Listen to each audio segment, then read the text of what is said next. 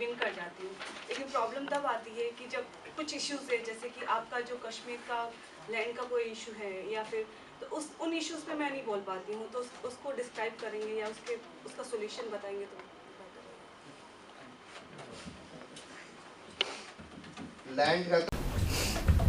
Land का तो हिमाचल का आप कह रही हैं। हाँ जी। लैंड का तो मैं बता देता हूँ। देखिए, एक सवाल ये उठाया गया है हमारे खिलाफ कि आपने हिमाचल में गवर्नमेंट से सस्ते दाम पर ज़मीन ले ली। अब ये बिल्कुल झूठा प्रोपेगेंडा है। हम लोगों का एक रजिस्टर्ड सोसाइटी है called the Kumud Bhushan education society, जो हमारे मदर के नाम पर है, और उसने एक बिल्कुल प्योरली चैरिटेबल एजुकेशनल इंस्टीट्यूशन, उसके दो पार्ट्स हैं। एक तो एक school of public policy and politics, और दूसरा है एक children's education centre and a normal school for the local people, but both are completely charitable institutions. उसके लिए गवर्नमेंट हिमाचल में you cannot, no outsider can buy any agricultural land without permission of the government। उसके लिए government से हमने permission मांगी, और जब बीजेपी की गवर्नमेंट थी तो उन्होंने परमिशन दे दी for allowing us to buy land. Government ने कोई लैंड नहीं दिया, हम लोगों ने लैंड खरीदी है सोसाइटी ने फ्रॉम समबडी। वो लैंड जो थी that was A tea garden in disuse. उस टी गार्डन की लैंड खरीदने की परमिशन वहाँ हिमाचल गवर्नमेंट ने दी इस सोसाइटी को, बट दिस लैंड और anything can only be used for the purpose of this charitable educational institution. It cannot be used by any member of our society, by any of us. It cannot be used, it cannot be sold for any profit, etc. Nothing can be done with it. So उस institution में तो हमारे father ने 5 करोड़ रुपए donate किए हैं for the purpose of building and setting up that institution. तो उसमें तो कोई सवाल हो ही नहीं सकता, वो तो बिल्कुल उल्टा है। मतलब जहाँ पर हम लोग कोई पब्लिक इंटरेस्ट का काम अपना पैसा लगाकर कर रहे हैं, उसके लिए वो लोग सवाल उठा रहे हैं। कश्मीर के बारे में देखिए, कश्मीर के बारे में तो हमने सिर्फ जब ये सवाल उठा था कि भाई कश्मीर में क्या होना चाहिए, तो हमने बोला था कि कश्मीर में ये होना चाहिए कि पहले तो आप आर्म्ड फोर्सेस, वहाँ पर बहुत ज़्यादा हिंदुस्तान की सरकार के खिलाफ लोगों की फीलिंग है, और वो फीलिंग इसलिए है क्योंकि वहाँ पर बहुत ह्यूमन राइट्स अब्यूसेस हुए हैं सिक्योरिटी फोर्सेस वगैरह के द्वारा। और सिक्योरिटी फोर्सेस के द्वारा ह्यूमन राइट्स अब्यूसेस इसलिए हो रहे हैं क्योंकि वहाँ पर आर्म सिक्योरिटी फोर्सेस को इम्यूनिटी दे दी गई है कि आप किसी को ऐसे ही मार दें, रेप कर लें, किसी का कुछ भी कर लें, आपका प्रोसिक्यूशन नहीं हो सकता जब तक आर्मी उसकी कंसेंट ना दे दे, और आर्मी कभी कंसेंट देती नहीं।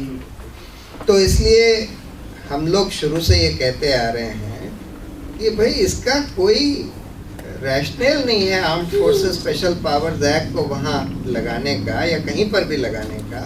और ये अभी वर्मा कमेटी ने भी बोला है, उससे पहले जस्टिस जीवन रेड्डी की कमेटी ने भी बोला था कि armed forces special powers act repeal कर देना चाहिए। तो उसको पहले रिपील किया जाए, जो ह्यूमन राइट्स का वायलेशन कर रहे हैं उन लोगों को पनिश किया जाए। वहाँ पर अगर अच्छी गवर्नेंस चलती है तो हम उन लोगों का कॉन्फिडेंस फिर से जीत सकते हैं। लेकिन अगर हम फिर भी उनका कॉन्फिडेंस नहीं जीत पाते और फिर भी ये इसी तरह का जो डिसअफेक्शन है जो चलता रहता है, तब फिर उसका क्या कॉन्सिक्वेंस होगा? उसका कॉन्सिक्वेंस वही होता है कि अल्टीमेटली किसी भी जगह जब लोग इतना ज़्यादा डिसअफेक्टेड और खिलाफ हो जाते हैं तो फिर वहाँ सुइसाइड टेररिज्म शुरू हो जाता है। और जहाँ एक बार सुइसाइड टेररिज्म शुरू हो गया, फिर उस एरिया को आप कितना भी आर्मी लगा लें, आप कंट्रोल नहीं कर सकते। इराक में यही हुआ, अफगानिस्तान में भी यही हो रहा है कि आर्मी अमेरिका की आर्मी भी वहाँ उस एरिया को कंट्रोल नहीं कर सकती जब एक बार सुइसाइड टेररिज्म शुरू हो जाता है। तब उस हालत में हमने ये बोला था कि भाई अगर फिर ऐसी हालत हो जाती है और अगर वहाँ के मेजॉरिटी लोग इंडिपेंडेंट कंट्री बनाना चाहते हैं तो फिर बना लें, उस कॉन्टेक्स्ट में बोला था। लेकिन खैर मैं इंडिपेंडेंट कंट्री के फेवर में इसलिए नहीं हूँ क्योंकि वहाँ ये गारंटी नहीं होगी कि वहाँ हमारे कॉन्स्टिट्यूशन के प्रिंसिपल्स एनफोर्स होंगे।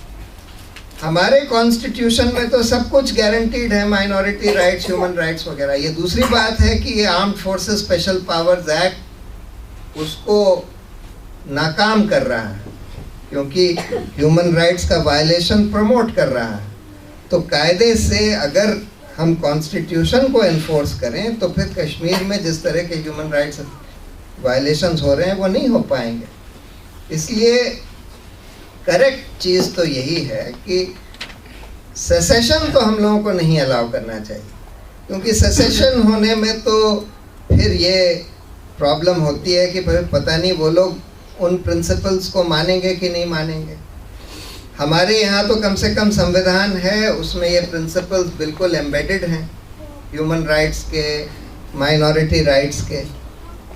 लेकिन विद इन दैट हमको पूरा decentralisation, maximum decentralisation of power करना चाहिए, जिससे कि कश्मीर के लोग जो चाहते हैं अपना करते रहें, सो लॉन्ग एज हमारे कॉन्स्टिट्यूशन को फॉलो करें।